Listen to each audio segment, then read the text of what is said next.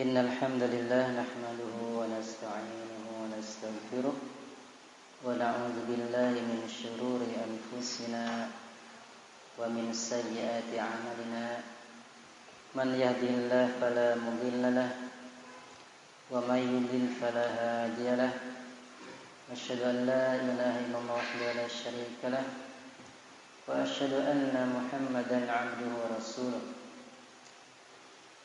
قال الله تعالى في كتابه الكريم يا أيها الذين آمنوا اتقوا الله حق تقاته ولا تموتن إلا وأنتم مسلمون وقال تعالى يا أيها الناس اتقوا ربكم الذي خلقكم من نفس واحدة وخلق منها زوجها وبث منهما رجالا كثيرا ونساء واتقوا الله الذي تساءلون به والأرحام إن الله كان عليكم رقيبا وقال تعالى يا أيها الذين آمنوا اتقوا الله وقولوا قولا سديدا يصلح لكم أعمالكم ويغفر لكم ذنوبكم ومن يطع الله ورسوله فقد فاز فوزا عظيما فإن أصدق الحديث كتاب الله وخير الهدي هدي محمد صلى الله عليه وسلم وشر الأمور محدثاتها فإن كل محدثة في دين الله بدعة وكل بدعة ضلالة وكل ضلالة في النار أما بعد أيها الإخوة رحمني ورحمكم الله. Alhamdulillah kita kembali dipertemukan oleh Allah Subhanahu wa taala dalam rangka thalabul ilmi asy-syar'i, dalam rangka melaksanakan kewajiban di antara kewajiban yang Allah Subhanahu wa taala bebankan kepada kita semua. Sebelumnya kita baca terkait hadis Rasulullah SAW, "Ballighu anni walau ayah." Ballighu anni walau ayah. Di sini dalam bentuk fi'lul amri, kata perintah. Ya, kata perintah. Balligh. Balligh, balligha, ballighu. Ya, dari kata fi'il ballagha, yuballighu tablighun. Muballighun, muballaghun. Balligh la taballigh. Ballighu. Sampaikanlah oleh kalian anni dariku. Baik, sampaikan oleh kalian anni dariku. Di sini ada perintah untuk menyampaikan ilmu, walau ayatan, walaupun satu ayat. Pelajaran, ya, di antara pelajaran dari hadis ini, bahwasanya ilmu yang disampaikan adalah ilmu yang bersumber dari Rasulullah SAW, yang bersumber dari ayat-ayat Allah Subhanahu wa taala, bukan asal menyampaikan, bukan pendapat-pendapat pribadi, ya, tetapi berdasarkan, ya, apa yang disampaikan berdasarkan wahyu dari Allah Subhanahu wa taala yang disampaikan kepada Rasulullah SAW. Baik, ini di antara hadis yang menganjurkan untuk kita menyampaikan ilmu. Kemudian ilmu yang dimaksud oleh syariat kita, ilmu yang dimaksud oleh ayat-ayat dan hadis Rasulullah SAW, bahkan para ulama sampai rela mereka pergi safar dengan jarak yang jauh, mereka rela untuk mengelilingi dunia untuk mendapatkan ilmu tersebut. Maka ilmu yang dimaksud adalah ilmu syar'i as-sahihu al-mustamadu minal kitab wa sunnah wa bi fahmi salafi as-salih. Yang dimaksud ilmu di sini adalah ilmu syariat as-sahih, yang benar, yang sah, yang disandarkan dari Alkitab wa sunnah, dari Al-Quran dan sunnah Rasulullah SAW, sesuai dengan pemahaman as-salafus salih. Ini yang ketiga, ini sangat penting, sesuai dengan pemahaman as-salafus salih. Karena kalau dengan pemahaman masing-masing, nanti pemahaman siapa yang diambil? Masing-masing kita punya pendapat, punya pemahaman, punya pemikiran. Ketika membaca satu ayat, kemudian diserahkan kepada pemahaman masing-masing, maka syariat ini akan hancur. Ya, masing-masing sesuai dengan pemahamannya. Oleh karena itu ditekankan oleh para ulama bifahmi as-salafus saleh, dengan pemahaman as-salafus saleh. Dan yang dimaksud di sini adalah para sahabat dan juga orang-orang yang mengikuti jejak para sahabat. Kemudian kata penulis bahwa al-ilmu alladhi yusilu ila taqwallah wa muraqabatihi wa khasyatihi, dan dia merupakan ilmu yang bisa menyampaikan, yang bisa memunculkan takwa kepada Allah Subhanahu wa taala. Muraqabah, ilmu yang bisa memunculkan muraqabah, senantiasa merasa diawasi oleh Allah, dan juga khasyah, takut kepada Allah Subhanahu wa taala. Baik, ini ilmu yang diinginkan. Kemudian juga wa yadullu ala ta'atillah azza wa jalla wa ma'rifati hududihi wa ahkamihi, menunjukkan ilmu tersebut untuk taat kepada Allah azza wa jalla, untuk mengetahui batasan-batasan Allah dan hukum-hukum Allah Subhanahu wa taala. Begitu pula wa yusilu ilal jannah wa yub'idu 'anil nar, ilmu yang menyampaikan kita kepada surga dan menjauhkan kita dari api neraka. Itu ilmu yang sebenarnya. Sehingga para ulama menyatakan, di antaranya perkataan Imam Asy-Syafi'i, al-ilmu ma qala Allah wa qala Rasul wa qala sahabah wa min wara'i dzalik min wasawisi syaitan, atau kama qala al-Imam Asy-Syafi'i rahimahullah taala. Yang dimaksud ilmu adalah apa yang dikatakan oleh Allah, apa yang dikatakan oleh Rasul, dan apa yang dikatakan oleh para sahabat. Selain dari itu waswas setan. Ya, selain dari itu waswas syaitan. Baik, itu ilmu yang dimaksud. Kemudian pernyataan ulama juga, Syekh Abdurrahman As-Sa'di rahimahullah, beliau menegaskan pula, amal ilmu nafi'u fa wal ilmu al-muzakki lil qulubi wal arwah. Adapun ilmu yang bermanfaat adalah ilmu yang membersihkan hati. Ya, ilmu yang bermanfaat adalah ilmu yang membersihkan hati, membersihkan ruh. Al-muthmiru li sa'adatid darain, yang membuahkan kebahagiaan dua negeri. Ya, yang membuahkan kebahagiaan dua negeri, di dunia atau di akhirat. Ketika seseorang berilmu tentang syariat Allah, dia akan bahagia di dunia, walaupun secara materi itu penuh dengan kesulitan. Bisa kita baca sejarah perjalanan para ulama, mereka yang sibuk dengan ilmu, walaupun tentu saja mereka tetap berusaha ya mencari nafkah, namun kehidupan mereka, kebanyakan dari mereka apa? Sulit. Namun mereka orang yang paling bersyukur kepada Allah Subhanahu wa taala. Ketika bersyukur, tentu saja hati seseorang lapang, bahagia. Ya. Bahagia di dunia dan bahagia di akhirat.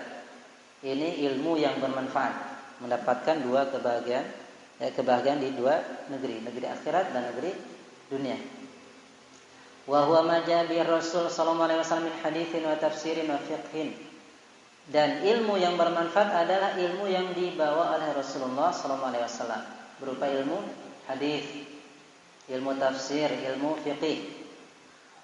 Ya, wa ma yu'inu ala dzalika min ulumil arabiyyah bihasbi halatil waqti. Dan apa yang membantu untuk hal itu, bisa membantu kita untuk memahami hadis Nabi, tafsir dan fikih, adalah diantaranya ilmu bahasa Arab. Ilmu bahasa Arab. sesuai dengan keadaan waktunya. Bahkan mempelajari ilmu bahasa Arab ini wajib, bisa wajib aini, bisa wajib kifai, ya. Tergantung keadaan seseorang. Baik. Jadi ilmu bahasa Arab ya sesuai dengan keadaan dan juga sesuai tempat yang ada padanya seseorang.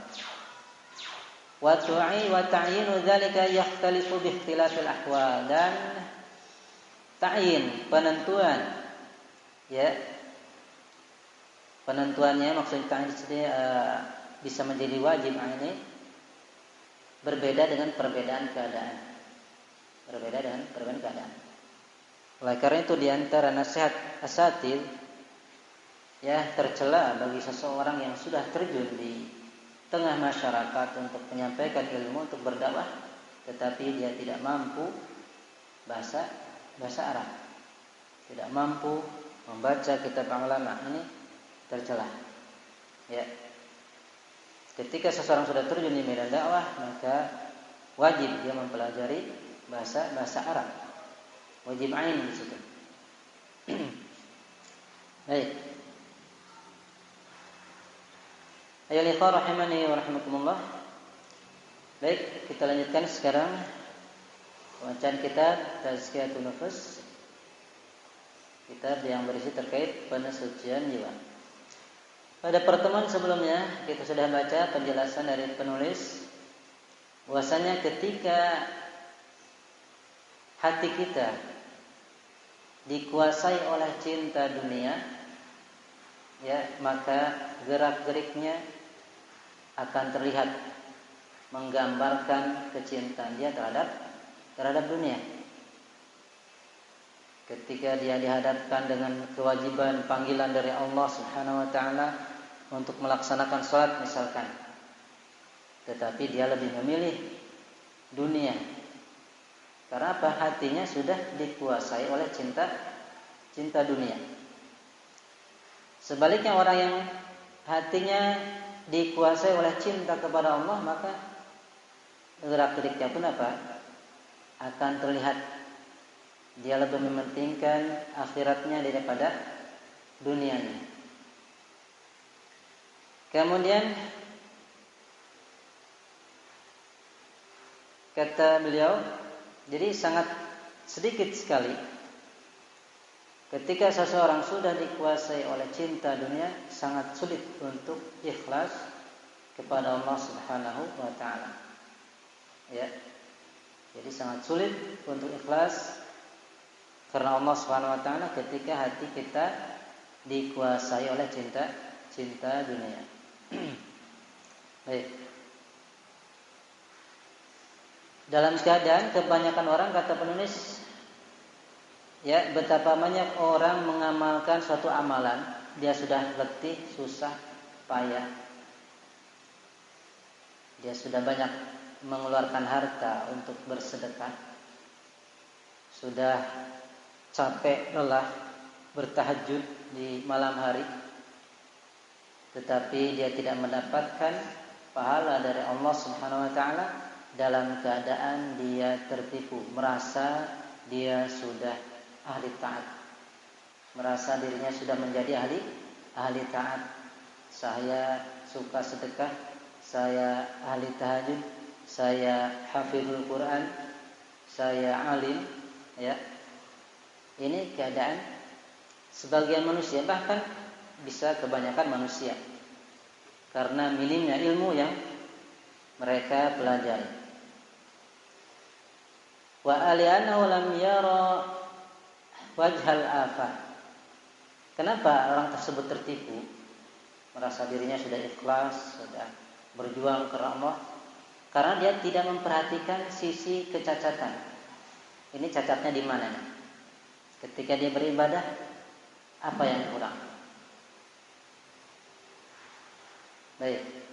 Sebagaimana dihikayatkan dari sebagian mereka, annahu kana yusalli daiman fi shafil awal fata'akhkhara yawman 'anis shalah fa shalla fi waqti shafil tsani. Jadi ada bahwasanya sebagian orang Ada di antara sebagian orang yang sholat selalu di shaf pertama. Ya. Selalu sholat di shaf pertama, di barisan pertama. Kemudian suatu hari dia terlambat. Ya, terlambat sehingga dia sholat di shaf kedua. Maka fa'antaratu khajlatun minan nas haitsu ra'awhu fi shaffi tsani. Maka dia merasa malu. Ya, merasa malu oleh manusia karena mereka melihat dia sholat di shaf yang kedua. Biasanya shaf pertama, tiba-tiba terlambat, jadi sholat di shaf kedua. Kemudian muncul rasa malu. Aduh, malu. Lihat orang nih, saya biasanya shaf pertama nih, ini sekarang terlambat. Malu sama manusia. Fa'alima anna musirratahu wa rahatta qalbihi minas shalah fi shafil awal kanat bisababi nadharin nas ilaihi. Maka dia mengetahui bahwasanya yang membahagiakan dirinya, yang membuat tenang dirinya ketika sholat adalah di shaf pertama. Karena sebab apa? Pandangan manusia.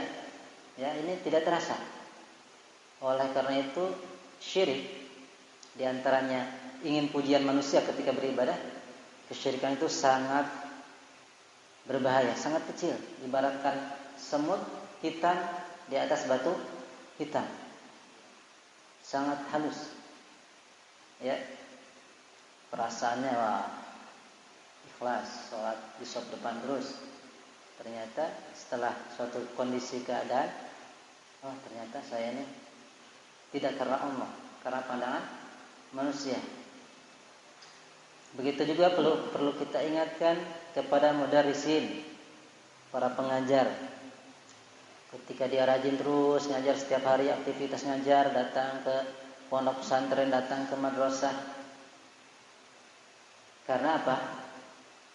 Ada perjanjian, mukafaah sekian. Yes. Ya, mukafaah sekian. Tetapi ketika mukafaahnya terlambat, merasa aduh, gimana sih ini, saya sudah capek-capek tiap hari ngajar, tiba-tiba ini mana mukafaahnya? Kok jadi berkurang ini? Ya. Baik. Ini perlu kita perhatikan baik-baik niat kita. Wa hadza daqiqun ghamidun qallama taslamul a'malu min amsali. Dan perkara ini perkara yang daqiq, sangat lembut, ya, halus. Bahkan sampai tidak terlihat. Jarang sekali amalan yang selamat dari yang semisal ini.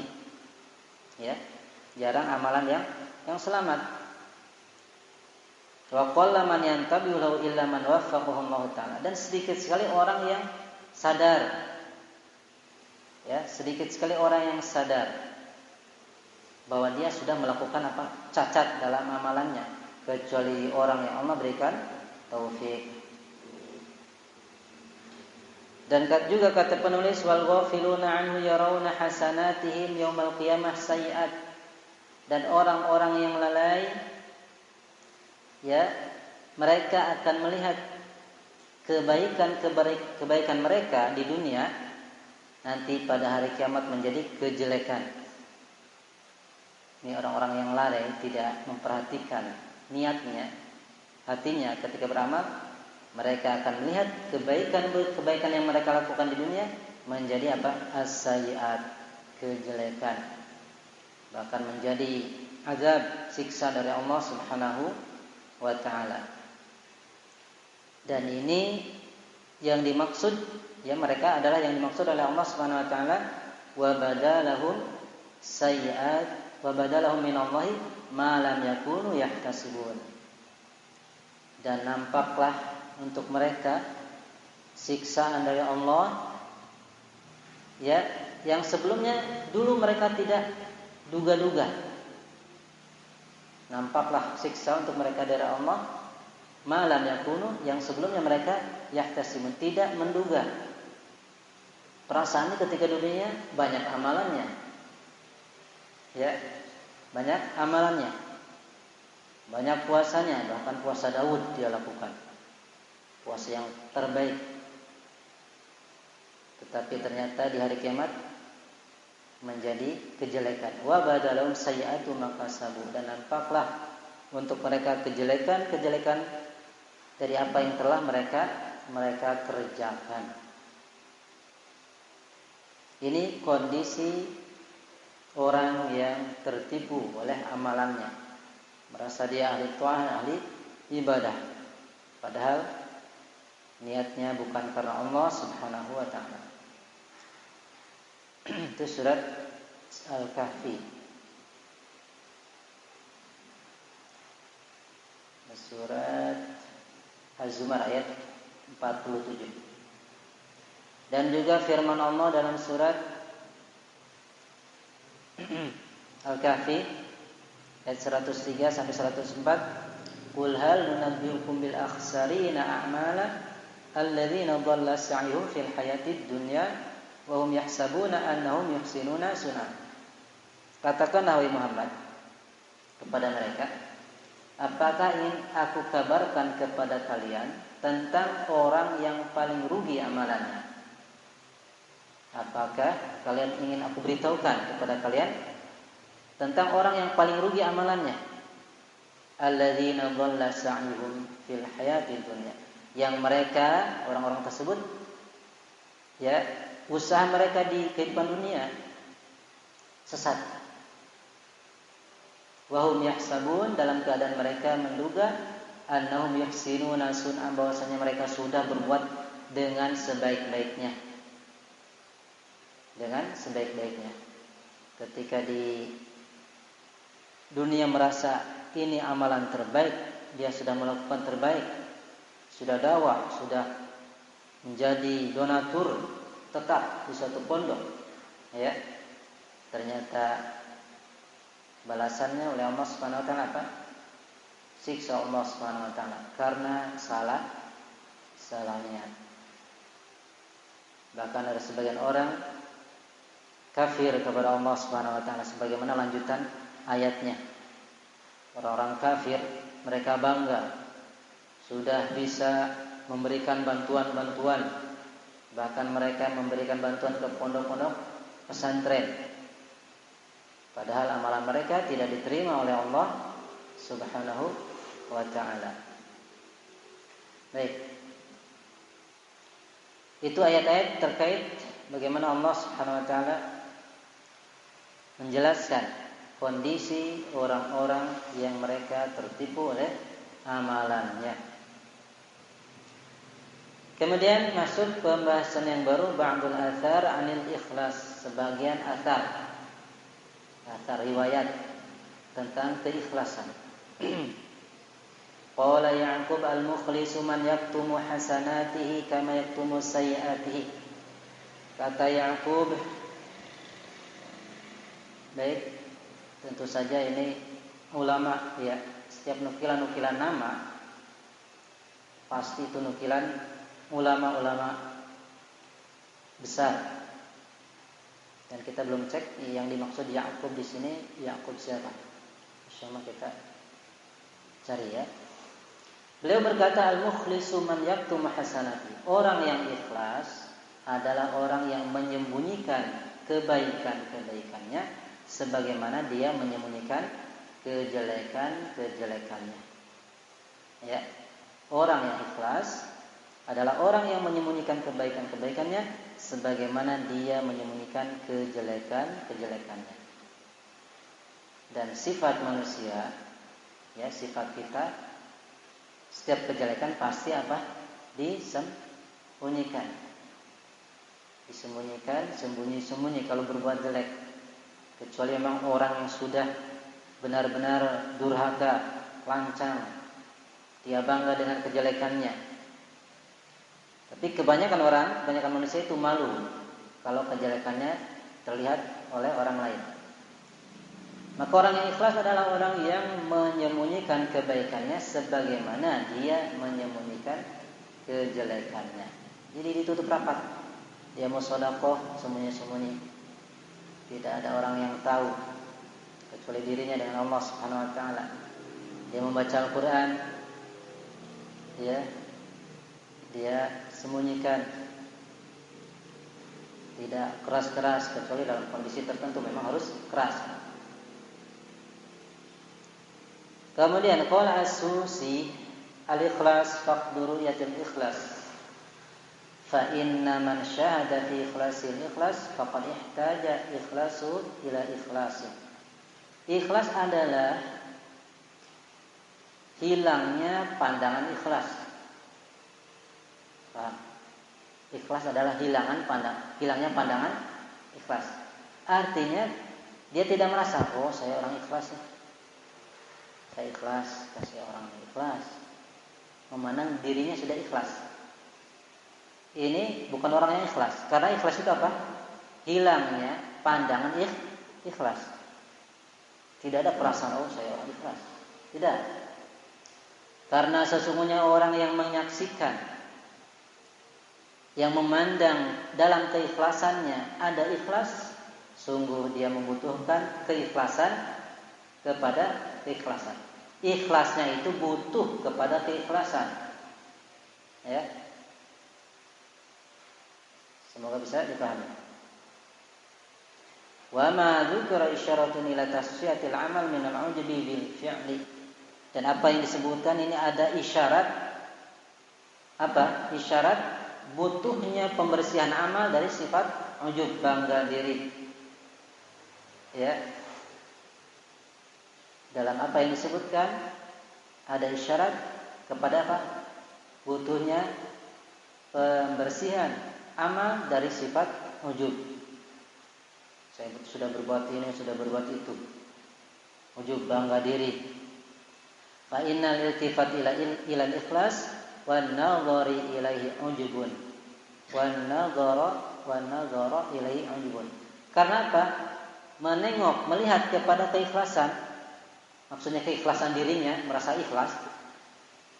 Melihat bahwa dia ikhlas, maka inilah ujub, membanggakan dirinya. Dan ujub ini merupakan min jumlatil afat, merupakan apa bagian dari kecacatan. Bahkan orang yang ujub apa? Tidak mendapatkan pahala dari Allah Subhanahu wa taala. Wal khalisu masafa an jamil afat, dan orang yang ikhlas adalah yang bersih dari semua kecacatan, kekurangan dalam ibadah. Baik. Kemudian pernyataan ulama yang lain, qala Ayyub takhlisun niyat 'ala al-'ammal ashaddu 'alayhi min jamil a'mal. Memurnikan niat bagi amal orang-orang yang beramal itu lebih berat bagi mereka daripada semua amalan-amalan. Maksudnya amalan lahiriah ya. Memurnikan niat bagi orang-orang yang beramal itu lebih berat atas mereka dari semua amalan-amalan. Semua orang bisa sholat, ya. Kalau disuruh sholat gampang itu, tinggal gerakan bacaan. Kemudian mengaji, tetapi untuk membersihkan niat dari tujuan-tujuan dunia ini yang berat. Kemudian berkata sebagian mereka, ikhlasu sa'atin najatul abad. Keikhlasan sesaat saja, ikhlasu sa'atin najatul abadi. Keikhlasan sesaat adalah kemenangan yang abadi. Keikhlasan yang sesaat adalah kemenangan yang abadi. Walakinnal ikhlasu azizun. Walakin al-ikhlasu azizun. Akan tetapi ikhlas ini berat. Ya, akan tetapi ikhlas ini berat. Insyaallah sedang bersih-bersih ini di masjid. Ada ibu-ibu datang, ada akhwat datang. Nah, tiba-tiba yang tadinya ikhlas, terus berubah niatnya belok. Iya. Misalkan bujangan ini. Seperti itu. Wa qila li Suhail, dikatakan kepada Suhail, ditanya Suhail, Ayu syai'in asyaddu 'ala nafsi? Perkara apa yang lebih berat bagi jiwa? Qal al-ikhlas id laisa laha fihi nasibun. Beliau mengatakan keikhlasan, di mana tidak ada bagian untuk ikhlas, tidak ada bagian untuk jiwa ini dalam keikhlasan. Maksudnya bagian dari sisi dunia, ya. Baik. Kemudian berkata Al-Fudail bin Iyad, ya, Fudail bin Iyad ini, kalau anda tidak salah, beliau dulunya apa? Mantan preman, suka begal, ya. Kemudian dengar ayat, ketika mau begal, mau mencuri, beliau mendengar ayat, alam ya'ni lil ladzina amanu an takhsha'a qulubuhum li dzikrillah.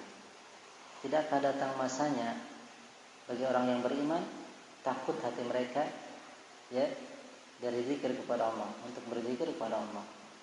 Kemudian setelah itu beliau tobat terus belajar menjadi ulama besar.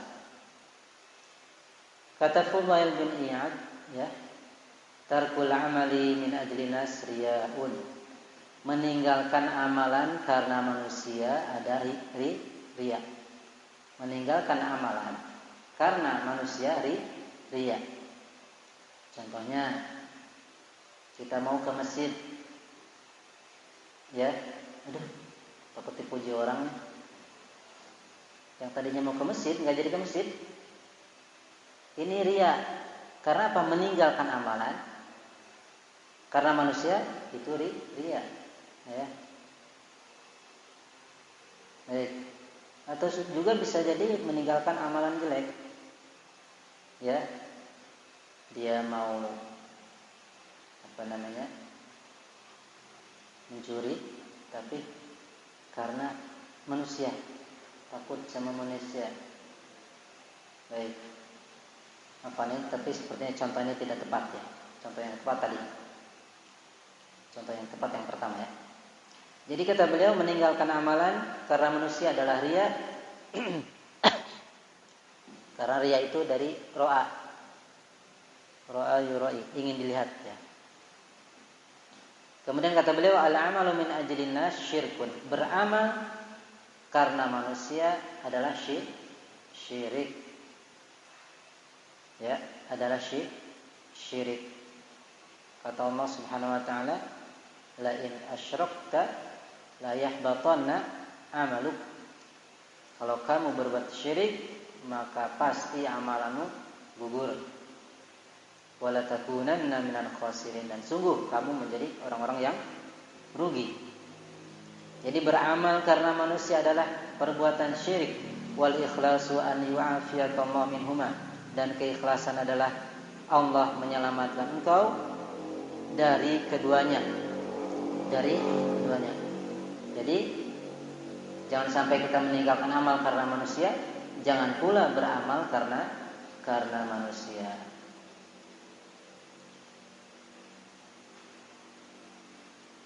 Itu beberapa asar riwayat dari para ulama terkait niat, terkait ikhlas. Ikhlasun, al-ikhlasu. Itu dari asal kata apa? Ramadan. Ikhlasun. Akhlasa yukhlisu, ikhlasan, mukhlisun, mukhlasun, akhlis, la tukhlis, mukhlasun, ukhlisa yukhlasun. Itu sorofnya, ya. Ini belajar sorof penting nih. Mengetahui perubahan kalimat. Dari satu kalimat berubah-ubah sesuai konteks yang diinginkan, atau lafaz yang diinginkan. Kemudian haqiqatun niyyah wa fadliha wa fadluha. Hakikat niat dan keutamaannya. hakikat niat dan keutamaannya. An-niyah laisat qaulul qailu bilisanihi nawaitu. Niat bukanlah ucapan seseorang dengan lisannya nawaitu, saya berniat. Bukan ucapan dengan lisan. Nawaitu usolli salatan fardhu dhuhri 4 rakaat ma'muman lillahi ta'ala. Allahu akbar. Ya, bukan itu. Bal huwa inbi'atsul qalbi yajri majral futuh min Allah. Melainkan dorongan hati, ya, dorongan hati ya, bedakan dengan lisan. Dorongan hati, pergerakan hati yang berjalan menuju futuh, kemenangan-kemenangan dari Allah Subhanahu wa taala. Artinya dorongan hati untuk melakukan ketaatan. Baik. Berapa menit lagi? Isya. Faqad tatayassara fi ba'dil awqat. Terkadang mudah di suatu kondisi, di suatu waktu itu mudah. Faqad tata'adzara fi ba'diha. Terkadang berat di sebagian waktu. Ini niat. Wa man kana al-ghalibu ala qalbi amruddin tayassaru alaihi fi aktsari ahwal. Barang siapa yang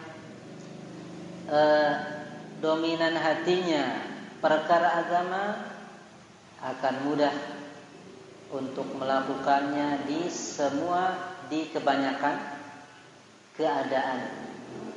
Ya. Tayassaru alaihi fi aktsari ahwal ihdharun niyah lil khairat.